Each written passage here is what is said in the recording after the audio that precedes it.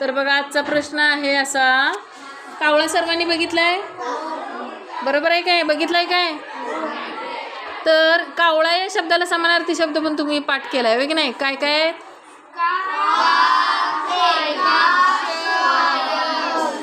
वायस, बरोबर.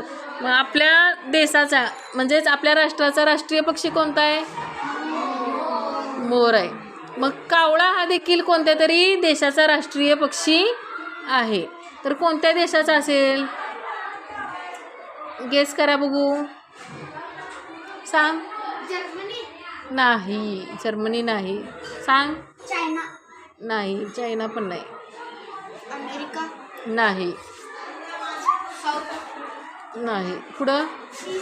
चीन पण नाही. येते काय कोणाला? सांग स्वयं. जपान जपान पण नाही. हरल्यात काय सगळे? सांगायचं आपण उत्तर. तर कोणत्या देशाचा राष्ट्रीय पक्षी आहे कावळा? भूतान.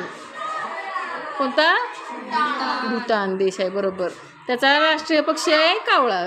आलं लक्षात?